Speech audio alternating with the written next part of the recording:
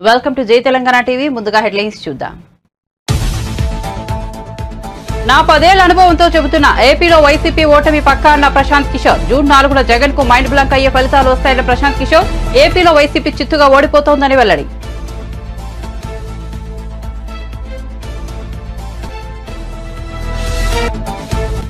YCP నేతల్లో ఓటమి భయం, అందుకే జగన్ చిన్నపాటి ఓదార్పు యాత్ర చేపట్టారన్న బోండా ఉమా. ఇటీవల విజయవాడలో ఐపాక్ కార్యాలయాన్ని సందర్శించిన సీఎం జగన్ ఓడిపోతున్నామన్న విషయం జగన్ కు అర్థమైందన్న ఉమా.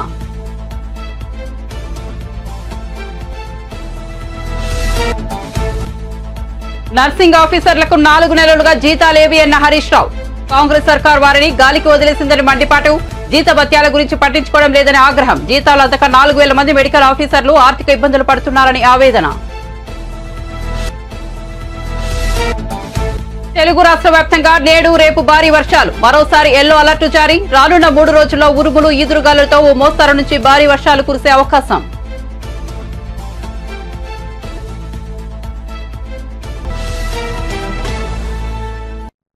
ఇక వార్త వివరాల్లోకి వెళ్తే ఏపీ ఎన్నికలపై మాజీ వ్యూహకర్త ప్రశాంత్ కిషోర్ మరోసారి స్పందించారు. జూన్ 4కు జగన్ కు దిగ్భ్రాంతి కలిగించే ఫలితాలు వస్తాయని కొన్ని రోజుల కిందటే వ్యాఖ్యానించిన ప్రశాంత్ కిషోర్ తాజాగా తన వ్యాఖ్యలను పునరుద్ఘాటించారు. కౌంటింగ్ రోజు వచ్చే ఫలితాలలో జగన్ కు మైండ్ బ్లాంక్ అవుతుందని అన్నారు. ఏపీలో జగన్ ఓటమి ఖాయమైందని పేర్కొన్నారు. రాజకీయ వ్యూహకర్తగా నాకు 10 ఏళ్ల అనుభవం ఉంది. ఆ అనుభవంతో చెబుతున్నా ఏపీలో వైసీపీ చిత్తుగా ఓడిపోతోందని ప్రశాంత్ కిషోర్ వ్యాఖ్యానించారు. దేశంలో ఎక్కడ ఎవరు గెలుస్తారు, ఎవరు ఓడిపోతారు అనేది తాను అంచనా వేయగలనని చెప్పారు. జగన్ పార్టీ విషయంలోనూ తన అంచనాలు తప్పవని ధీమా వ్యక్తం చేశారు. ఏపీలో తాజా పరిణామాలపై టీడీపీ సీనియర్ నేత బోండా ఉమా మీడియా సమావేశం నిర్వహించారు. ఈ సందర్భంగా ఆయన మాట్లాడుతూ ఓడిపోతున్నామన్న విషయం జగన్ కు అర్థమైందని, అందుకే ఐపాక్ కార్యాలయానికి వెళ్లి ప్రగల్భాలు పలికారని ఎద్దేవా చేశారు. ఓటమి తప్పదన్న విషయాన్ని జగన్ జీర్ణించుకోలేకపోతున్నారని, అందుకే తామే గెలుస్తామని చెప్పుకుంటున్నారని విమర్శించారు. ఓటమి భయంతో వైసీపీ నేతలు కుదేలవుతున్నారని, అందుకే జగన్ చిన్నపాటి ఓదార్పు యాత్ర చేపట్టి ఐపాక్ కార్యాలయానికి వెళ్లారని వ్యంగ్యం ప్రదర్శించారు. ఎన్నికల్లో గెలుపుపై ధీమా వ్యక్తం చేస్తున్న జగన్ ఎన్నికల్లో ఓడిపోతే పార్టీని మూసేస్తామని చెప్పగలరా అని బోండా ఉమా సవాల్ విసిరారు. వైఎస్ రాజశేఖర రెడ్డి ముఖ్యమంత్రిగా ఉన్నప్పుడు జగన్మోహన్ రెడ్డి చేసినటువంటి అవినీతి పనుల వల్ల ఆనాడు శ్రీలక్ష్మి కానీ, బీపీ ఆచార్య కానీ, రాజగోపాల్ కానీ, ఇంకా అనేక మంది మంత్రులు, ఎమ్మెల్యేలు, అట్లాగే అధికారులు అందరూ కూడా జైలుకి వెళ్ళిపోయినటువంటి విషయాన్ని మనం జగన్మోహన్ రెడ్డి చరిత్ర చూస్తే మనకి కొట్టొచ్చినట్టు కనబడుతుంది. అందుకనే అనేకసార్లు రాష్ట్రంలో గత 5 సంవత్సరాల్లో అధికారులను హెచ్చరించాం. అయ్యా, మీరు జగన్మోహన్ రెడ్డి చెప్పాడనో, లేదంటే సజ్జల రామకృష్ణారెడ్డి చెప్పాడనో, లేదంటే ధనుంజయ రెడ్డి చెప్పాడనో, లేదంటే ఇంకొక రెడ్డి చెప్పాడనో, మీరు గనక చట్ట విరుద్ధంగా ప్రవర్తిస్తే మీరు సస్పెండ్ అయిపోతారు. మీరు సస్పెండ్ అయిపోతే మిమ్మల్ని కాపాడేవాళ్ళు ఉండరు. ఎవరున్నారు ఇప్పుడు?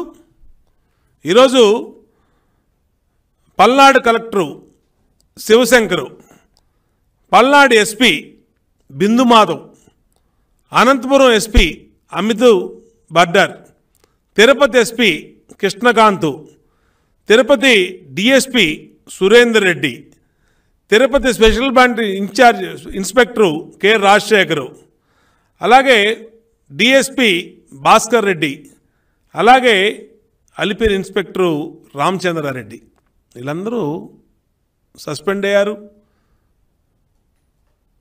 ట్రాన్స్ఫర్ అయ్యారు, విధుల నుంచి తప్పించారు. మరి ఏది మీకు పనులు చెప్పి మిమ్మల్ని ఒత్తిడి తీసుకొచ్చి మీతో అడ్డగోలు పనులు చేపించినటువంటి జగన్మోహన్ రెడ్డి ఏమో లండన్లో ఫ్యామిలీతో ఉన్నాడు.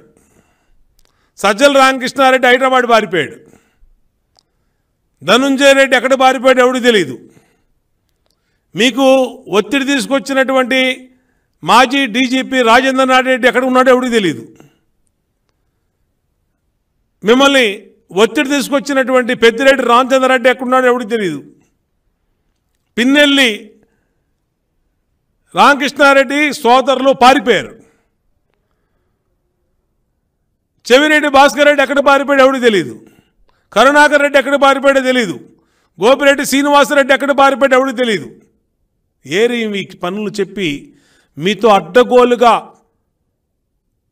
చట్టాన్ని అతిక్రమించి రాష్ట్రంలో రైతులు పండించిన అన్ని రకాల వడ్లకు 500 రూపాయల బోనస్ ఇవ్వాల్సిందేనని మాజీ మంత్రి హరీష్ రావు డిమాండ్ చేశారు. తెలంగాణ భవన్లో నిర్వహించిన మీడియా సమావేశంలో మాట్లాడుతూ ధాన్యం కొనుగోలు కేంద్రాల్లో లారీల నుంచి ధాన్యం దించే పరిస్థితి లేదని ఆయన ఆరోపించారు. కొనుగోలు కేంద్రాల్లో లారీ డ్రైవర్లు రోజుల తరబడి బడిగాపులు కాస్తున్నారని ధ్వజమెత్తారు. దీంతో వారు వడ్ల రవాణాకు కూడా ముందుకు రావడం లేదని తెలిపారు. తడిసిన ధాన్యానికి మొలకలు రాక ముందే కొనుగోలు చేయాలని అన్నారు. రైతులకు జీలుగు, జనుము విత్తనాలు కూడా ఇవ్వలేని స్థితిలో ప్రభుత్వం ఉందని ఫైర్ అయ్యారు. ఎన్నికల్లో ఇచ్చిన హామీ మేరకు రాష్ట్రంలో పండించిన అన్ని రకాల వడ్లకు 500 రూపాయల బోనస్ ఇవ్వాల్సిందేనని హరీష్ రావు డిమాండ్ చేశారు. అదేవిధంగా వడ్లతో పాటు మిగతా పంటలకు కూడా బోనస్ ఇవ్వాలని అన్నారు. రైతు బంధు సాయాన్ని జూన్ నెలలోనే రైతుల ఖాతాలో జమ చేయాలని హరీష్ రావు డిమాండ్ చేశారు. మన రాష్ట్ర రైతాంగానికి నోట్లో మట్టి కొట్టింది ఈ రాష్ట్రంలో అధికారంలో ఉన్న కాంగ్రెస్ ప్రభుత్వం. సన్న వడ్లకు మాత్రమే బోనస్ చెల్లిస్తామని కాంగ్రెస్ ప్రభుత్వం కేబినెట్లో నిర్ణయం తీసుకొని రైతాంగాన్ని దగా చేసింది. కాంగ్రెస్ పార్టీ మేనిఫెస్టోలో అన్ని పంటలకు 500 రూపాయల బోనస్ ఇస్తామని, వడ్లకు 500 రూపాయల బోనస్ ఇస్తామని చెప్పి ఈరోజు సన్న వడ్లకు మాత్రమే బోనస్ చెల్లిస్తామని చెప్పడం ఇది కాంగ్రెస్ పార్టీ మోసానికి పరాకాష్ట. రాష్ట్రంలో 90% పైగా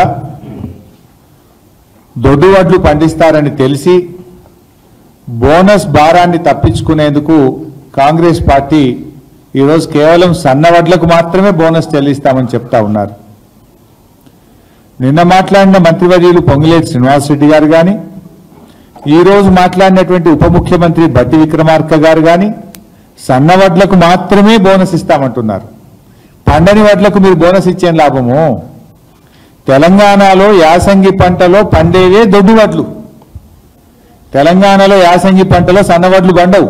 ఎందుకు అంటే యాసంగి పంటలో ఎండ తీవ్రత వల్ల నూకలైతాయి, సగానికి సగం నూకలైతాయి. దొడ్డు వడ్లు అయితే ఏంటంటే బాయిల్డ్ రైస్గా మార్చి ఆ బాయిల్డ్ రైస్ను తినేటువంటి రాష్ట్రాలకు దాన్ని మనం పంపుతూ ఉంటాం. ఇది గత 20-30 ఏళ్లుగా మన రాష్ట్రంలో ఉన్నటువంటి ప్రాక్టీస్. యాసంగిలో పండేటియే దొడ్డు వడ్లు. ఆ దొడ్డు వడ్లను నూకలైతే కనుక బాయిల్ రైస్ చేసి కేరళ, తమిళనాడుకు FCI ద్వారా ఇతర రాష్ట్రాలకు పంపుతూ ఉంటాం. ఇలా కాంగ్రెస్ పార్టీ నోటితో నవ్వి నొసటితో వెక్కిరించినట్టుగా ఉంది. పండని వడ్లకు మీరు బోనస్ ఇస్తామనుడు ఏంది? తెలంగాణలో యాసంగిలో సన్న వడ్లు పండయి, పండేటియే దొడ్డు వడ్లు. మీరు దొడ్డు వడ్లకు బోనస్ ఇయ్యము, సన్నాలకే బోనస్ ఇస్తామంటే ఇది ఎగవెట్టుడు కాక దీన్ని ఏమంటారు? నోటితో నవ్వి నొసటితో వెక్కిరించడం కాదా? ఒక రకంగా మేము వడ్లకు బోనస్ ఇయ్యమని మీరు ఎగవెట్టుడే కదా.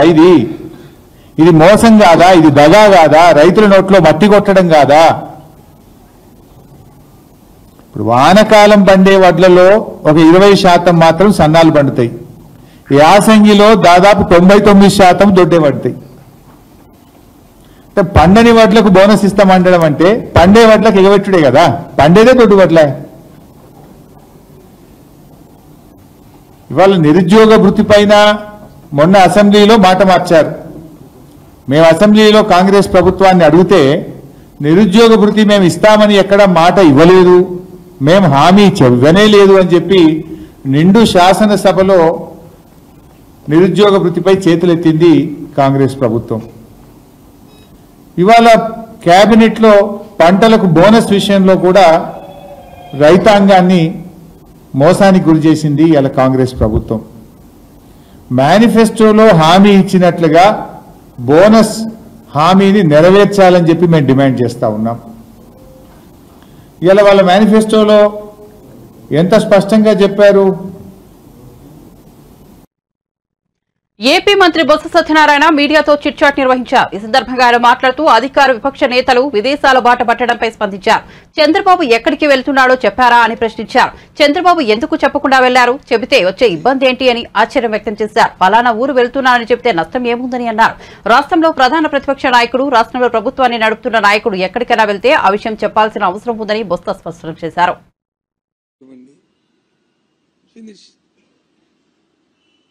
ఇటువంటిది ఎవరైనా అడిగారు చెప్పండి,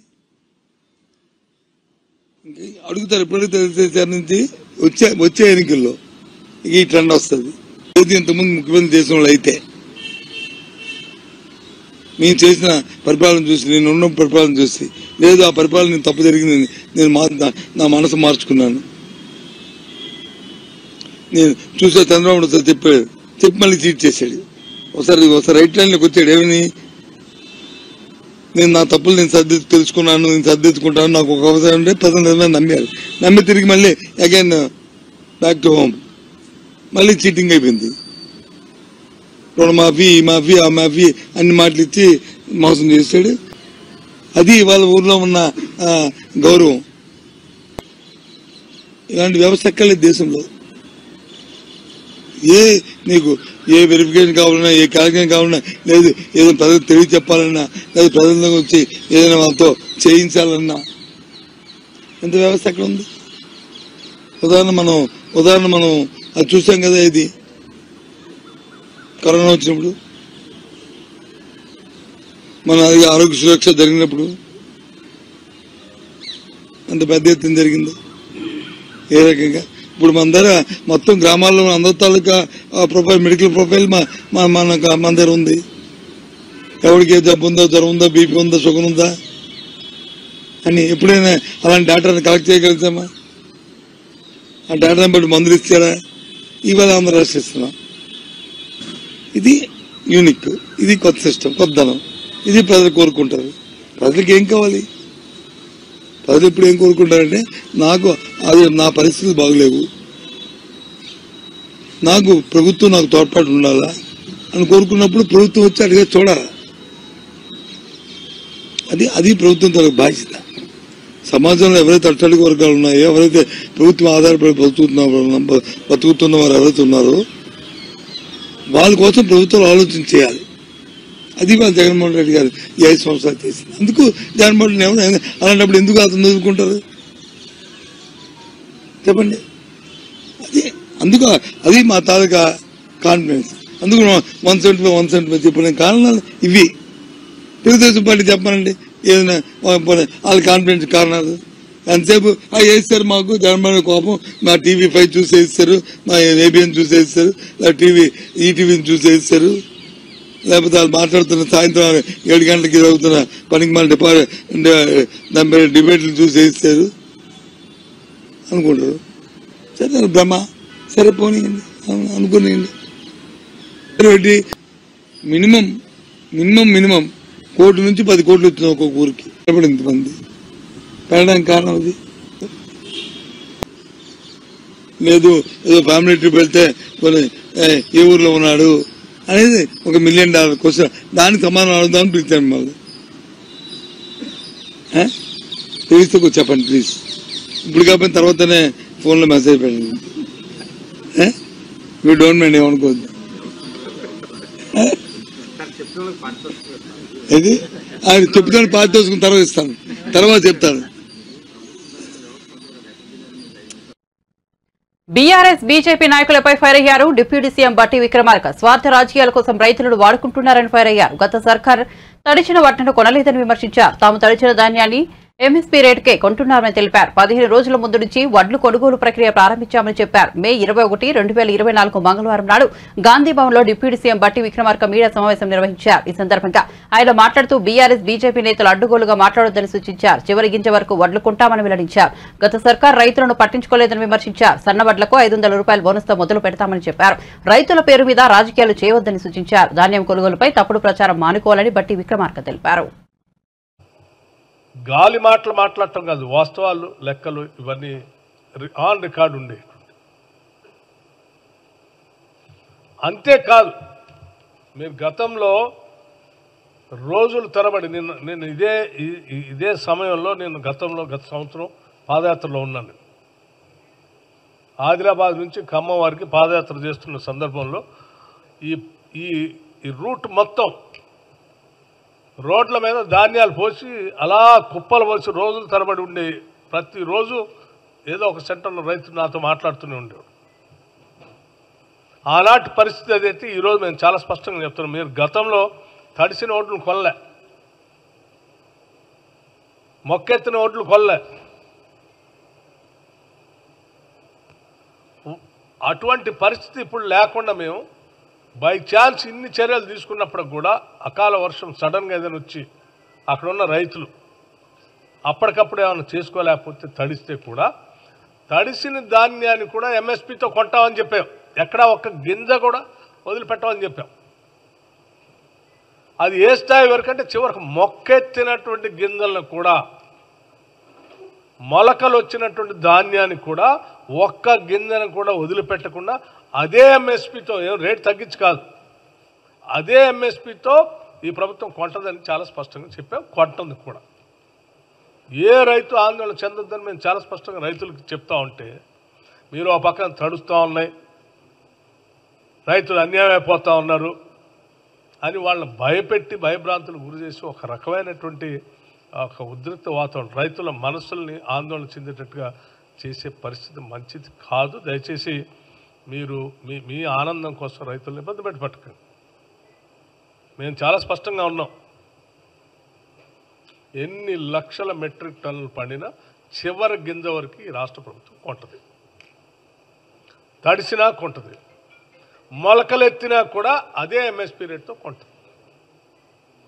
మీరు నెలల తరబడి కొన్నటువంటి ధాన్యానికి డబ్బులు ఇచ్చేవాళ్ళు కాదు. మేము కేవలం 3 రోజుల్లో రైతు అకౌంట్లోకి డబ్బులు వేస్తాం.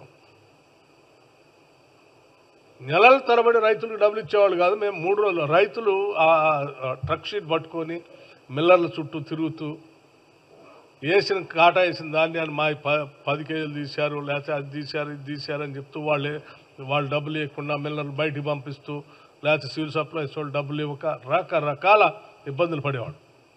ఇవాళ ఏ ఇబ్బంది లేదు. 3 రోజుల్లో 3 డేస్లో డబ్బులు ఇస్తా ఉన్నాం.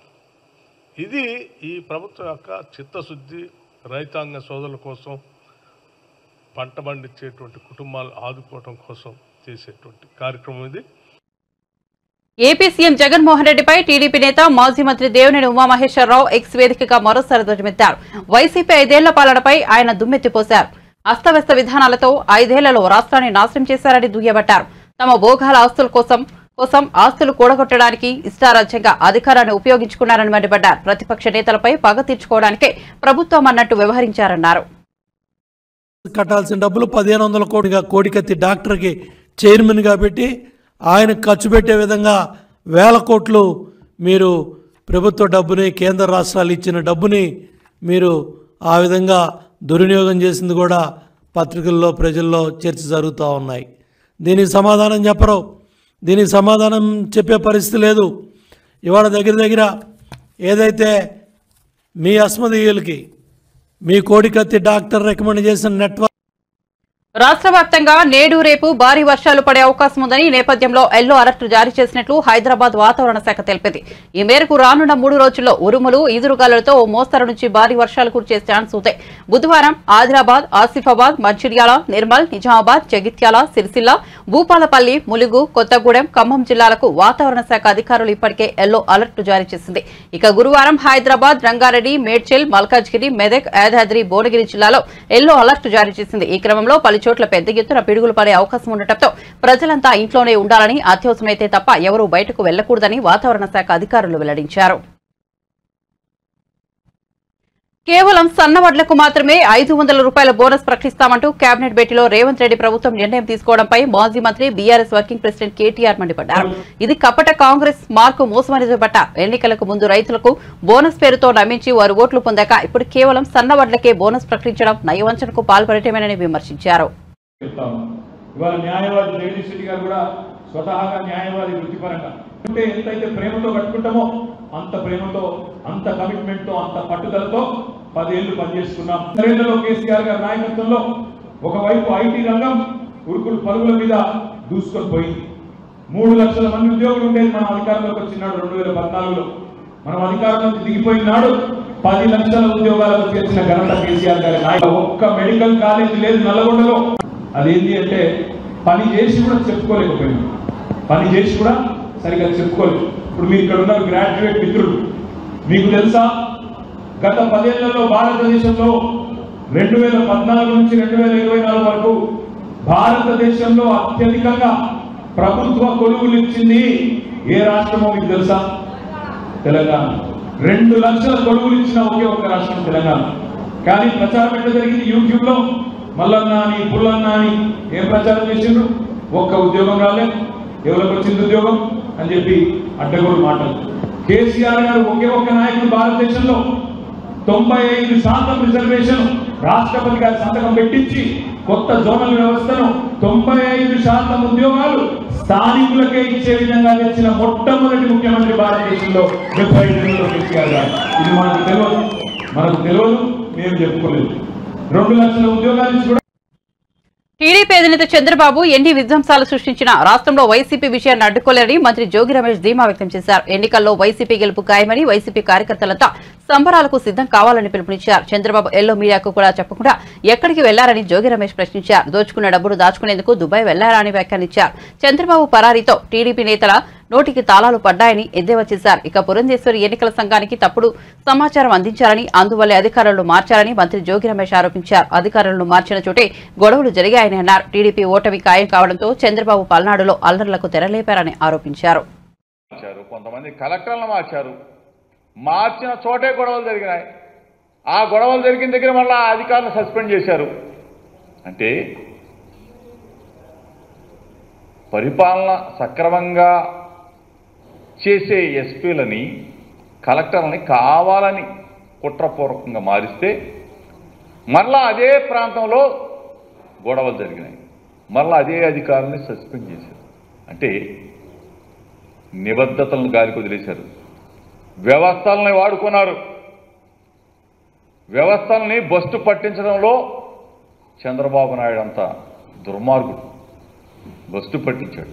అయినా సరే ప్రజాస్వామ్య బద్ధంగా జరిగే ఎన్నికల్లో ప్రజాస్వామ్యయుతంగా వైఎస్ఆర్ కాంగ్రెస్ పార్టీ నిలబడ్డాం. ప్రజల ఆశీస్సులతో గెలవబోతా ఉన్నాం. నమ్మకం మా మీద ఉంచారు, నమ్మకం మా లీడర్ మీద ఉంచారు, మా జగనన్న మీద ఉంచారు జనం. ఎన్ని కుట్రలు పనినా, ఎన్ని విధ్వంసాలు సృష్టించినా, శాంతి భద్రతల్ని విఘాతం కలిగించే విధంగా ప్రవర్తించిన తెలుగుదేశం పార్టీ, జనసేన పార్టీ ఎన్ని దుర్మార్గాలు చేసినా సరే ప్రజాస్వామ్యంలో గెలవబోతా ఉన్నాం. ఈరోజు మా మీద, మా పార్టీ లీడర్ల మీద, ఆఖరికి నా మీద కూడా, మంత్రుల మీద కూడా తీనాట్ 2లు, తీనాట్ 7లు, ఎస్సీ ఎస్టీ యాక్ట్లు పెట్టినా సరే ధైర్యంగా ప్రజాక్షేత్రంలో నిలబడ్డాం, గెలవబోతా ఉన్నాం. వైఎస్ఆర్ కాంగ్రెస్ పార్టీ జెండా రేపరేపలాడబోతా ఉంది. జూన్ 4వ తారీఖున వైఎస్ఆర్ కాంగ్రెస్ పార్టీ శ్రేణులన్నీ కూడా సంబరాలకు సిద్ధం కమ్మని చెప్పేసి మీ ద్వారా కూడా పిలుపునిస్తా ఉన్నాం. ప్రజాస్వామ్యాన్ని కూనీ చేసింది తెలుగుదేశం పార్టీ. అక్కడ అల్లర్లకి ప్రేరణ తెలుగుదేశం పార్టీ, చంద్రబాబు నాయుడే. ఆంధ్రప్రదేశ్ లో అల్లర్లకు వైఎస్ఆర్సీపీ కారణమని సిపిఐ జాతీయ కార్యదర్శి నారాయణ ఆరోపించారు. చంద్రగిరి టీడీపీ ఎమ్మెల్యే అభ్యర్థి పులివర్తి నానిపై పథకం ప్రకారమే దాడి చేశారని పేర్కొన్నారు. బాధితులకు సంబంధించిన కారులో కెమెరా ఉండటం వల్లే దాడి ఘటనలో ఆధారాలు లభించాయని తెలిపారు. ఏపీలలో ఇప్పటికే వైఎస్ఆర్సీపీకి పోలీసులు అనుకూలంగా వ్యవహరిస్తున్నారని ఆరోపించారు. అల్లర్లపై వేసిన సిట్ దర్యాప్తు కాలక్షేపానికి చేసినట్లుగా ఉందని ఎద్దేవా చేశారు. నాయకులను తప్పించి అమాయకులను అరెస్ట్ చేస్తున్నారని విమర్శించారు. ప్రయత్నించారు కానీ ఏదో ఆగింది. ఈ విధంగా ప్రశ్నించే వాళ్ళందరినీ కూడా అరెస్ట్ చేసే పని చేస్తున్నారు. ఎవరైతే వాళ్ళని సపోర్ట్ చేస్తారో వాళ్ళ జోలికి పోరు, ఎవరైతే బీజేపీ వ్యతిరేకిస్తారో వాళ్ళని అడ్డగోలుగా బుక్ చేస్తూ ఉన్నారు. ఇప్పుడు ఎన్నికలు జరుగుతూ ఉన్నాయి. బీజేపీ బహుశా ఢిల్లీలో బీజేపీ ఎక్కడ గెలిచే అవకాశాలు లేవు. కాంగ్రెస్ ఆమ్ ఆద్మీ పార్టీ రెండు కలిసిన తర్వాత అందులో కేజ్రీవాల్ని అరెస్ట్ చేసిన తర్వాత వచ్చిన ఇన్ఫ్లుయెన్స్ చూశాక ఎన్మాస్గా ఢిల్లీలో ప్రజలు బీజేపీని ఓడించేందుకు సిద్ధపడుతున్నారు. రెండోది ఆంధ్రప్రదేశ్ సంబంధించి సిట్ వేశారు. అప్పుడే మేము చెప్పాం ఈ సిట్ వేస్ట్, దీనివల్ల పెద్ద ఉపయోగం ఉండదని చెప్పాం. అయినా సిట్ వేశారు. ఎలక్షన్స్ అప్పుడు నేను ప్రత్యక్షంగా చూసాను, మిగతా చాలా పేపర్లు చూశాను. ఆ రోజు తిరుపతిలో ఉన్నా నేను. చంద్రగిరి ఎమ్మెల్యే జరిగిన దాడి, మహిళా యూనివర్సిటీలో స్ట్రాంగ్ రూమ్ ఉంది, మిషన్స్ అంతా అక్కడ డంప్ చేశారు. అక్కడ కెమెరాలు లేవు, పోలీస్ డిపార్ట్మెంట్ కూడా లేదు, సెషన్ లేదు. మా పార్టీ వాళ్ళు అంటే ఎన్నికల ఆఫీసర్లు మాత్రం ఉన్నారు అంతే, నో సెక్యూరిటీ. చివరిలో క్యాండిడేట్ వచ్చాడు, అతన్ని ఎమ్మడిస్తూ వచ్చారు, ప్లాన్ చేశారు, పథకం ప్రకారం జరిగిన దాడి. వెంటనే టీడీపీ క్యాండిడేట్ నాని పైన దాడి చేశారు. అది కూడా అట్లా స్పాంటేనియస్గా జరిగితే మనం అర్థం చేసుకోవచ్చు. ఇప్పుడు తెనాలి స్పాంటేనియస్ జరిగింది, ఎమ్మెల్యే వచ్చి వాడు కొట్టాడు, వాడు వీడు కొట్టాడు. బట్ ఇది పథకం ప్రకారం రాడ్లు కత్తులతో పాటు సమిటి తీసుకొచ్చి అతని మీద దాడి చేశారు. అది కానీ తల మీద బట్టి ఉంటే ఆన్ స్పాట్ చనిపోయేవాడు. అది భుజం మీద పడింది కాబట్టి భుజం కీలు తొలగిపోయింది. సరే గన్మెన్ కాపాడాడు. అది కూడా ఎట్టబడింది, వాళ్ళ కారులో అంతకు ముందర కెమెరాలు పెట్టారు. ఆ కెమెరా ఎవిడెన్సే, లేకపోతే అసలు ఎవిడెన్సే ఉండేది కాదు. అంతకు ముందర దిగి పెట్టారు కెమెరాలకి, వాళ్ళ కారులో కెమెరాలు పెట్టడం వల్ల ఆ కెమెరా ఎవిడెన్స్ తోటి వాళ్ళు యాక్ట్ చేస్తున్నారు. అంటే దీన్ని బట్టి స్ట్రాంగ్ రూమ్ ఉన్న చోట పోలీసులు పెట్టకపోవడం, కెమెరాలు పెట్టకపోవడం, వాళ్ళు క్యాండిడేట్ కారులో నుంచి ఫోన్ చేశాడు పోలీసులకి, వాళ్ళు రాలే, 45 minutes రాలేదు. ఇది ఒక విధంగా పథకం ప్రకారం వాళ్ళు దాడి చేస్తే పోలీసులు చూసి చూడకుండా ఉన్నమాట వాస్తవం. అసలు కొంతమంది మార్చారు, ఎన్నికల కమిషన్ తర్వాత కొంతమంది మార్చారు, డీసీలు కూడా మార్చారు. కానీ మార్చే తెలంగాణ ఎక్సైజ్ శాఖ మంత్రి జూపల్లి కృష్ణారావు హైదరాబాద్ గాంధీ భవన్లో మీడియాతో మాట్లాడారు. ఈ సందర్భంగా ఆయన పక్క రాష్ట్రంలో మాదిరిగా తెలంగాణలోనూ కొత్త మద్యం బ్రాండ్లు వస్తున్నాయంటూ ఓ పత్రికలో వచ్చిన కథనంపై స్పందించారు. కొత్త మద్యం బ్రాండ్ల కోసం కొందరు ప్రభుత్వ పెద్దలు అనధికార పాలసీ రూపొందిస్తున్నట్లు వస్తున్న వార్తలు ఆధారహితమన్నారు. కొత్త మద్యం బ్రాండ్లు తీసుకొచ్చి వాటిపై భారీగా కమిషన్లు పొందాలన్నదే ఆ పెద్దల ఆలోచన అంటూ వచ్చిన కథనంలో నిజం లేదని మంత్రి జూపల్లి ఖండించారు.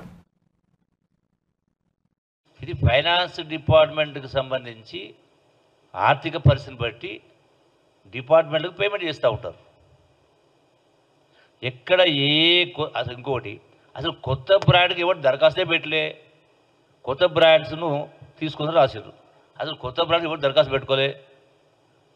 ప్రజాస్వామ్యంలో ఎవరికైనా రైట్ ఉంటుంది, ప్రజలకు ఏది కావాలంటే అది ఎవడని పెట్టుకుంటాడు. దాన్ని విమర్శించే వద్దనే హక్కు మాకుంటుందా? ప్రజలు ఏది కోరుకుంటే ఇన్వెంట్ చేసుకుంటారు, ఇస్తారు. ఆయన నేను వచ్చినప్పటి ఇప్పటిదాకా ఒక్క కొత్త బ్రాండ్కి ఎవరు దరఖాస్తు పెట్టలే, ఇవ్వలే కూడా. కొత్త బ్రాండ్లుగా ఆమోదిస్తున్న పెట్టి రాస్తా ఉన్నారు. అంటే ఇది కేవలం కక్షపూరితంగా ప్రభుత్వ ప్రతిష్టను దిగజార్చాలి, ప్రభుత్వ ప్రతిష్టను మసకబార్చాలన్నటువంటి ఆలోచన తప్ప ప్రభుత్వం పార్టీ ఆ బాకా ఊదే పత్రికకు సంబంధించిన పార్టీ ఆ పార్టీ మనుగడనే ప్రశ్నార్థమైన సందర్భంలో ఏ విధంగా వాళ్ళ ప్రదర్శన పెంచుకోవాలంటే ఇంకోటి మీద బూరిజల్ది కార్యక్రమం చేస్తే వీళ్ళ ప్రదర్శన దిగజారిస్తే మా ప్రదర్శన పెరుగుతున్నటువంటి ఒక తప్పుడు ఆలోచనతో దుర్మార్గ ఆలోచన చేస్తున్నట్టు కార్యక్రమం తప్ప ఇంకోటి కానే కాదు. ఎక్కడ కూడా ఈ నెలలో ఇప్పటి వరకు సుమారుగా 370 కోట్లు ఈ నెలనే పేమెంట్ జరిగినాయి. డేట్ ఎంత 20, ఈ మాసంలోనే 370 కోట్లు పేమెంట్ జరిగాయి. ఎక్కడ కూడా అంటే విమర్శకు అవకాశం లేకుండానే డిపార్ట్మెంటు పూర్తి పారదర్శన నడుస్తూ ఉంది. మేమేది తప్పు చేసినట్టుగా ఒక నిమిషం. అవునమ్మా, బీర్లు దొరకకపోవడానికి కంపెనీసు పేమెంట్ ఎక్కడైనా లేట్ అయిన కారణంగా సప్లై. బులెటిన్ ముగించే ముందు హెడ్లైన్స్ మరోసారి చూద్దాం. నా 10 ఏళ్ల అనుభవంతో చెబుతున్నా ఏపీలో వైసీపీ ఓటమి పక్కా అన్న ప్రశాంత్ కిషోర్. జూన్ 4న జగన్ కు మైండ్ బ్లాంక్ అయ్యే ఫలితాలు వస్తాయని వెల్లడి. ఏపీలో వైసీపీ చిత్తుగా ఓడిపోతోందని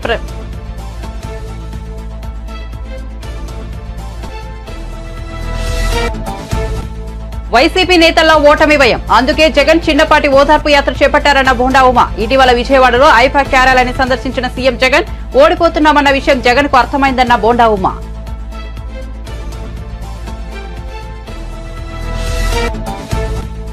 నర్సింగ్ ఆఫీసర్లకు 4 నెలలుగా జీతాలేవి అన్న హరీష్ రావు. కాంగ్రెస్ సర్కార్ వారిని గాలికి వదిలేసిందని మండిపాటు. జీతభత్యాల గురించి పట్టించుకోవడం లేదని ఆగ్రహం. జీతాలు అందక 4,000 మంది మెడికల్ ఆఫీసర్లు ఆర్థిక ఇబ్బందులు పడుతున్నారని ఆవేదన.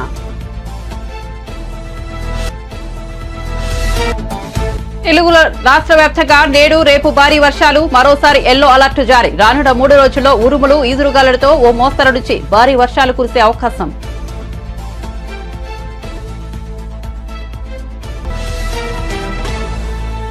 మరిన్ని అప్డేట్స్ కోసం చూస్తూనే ఉండండి జై తెలంగాణ టీవీ.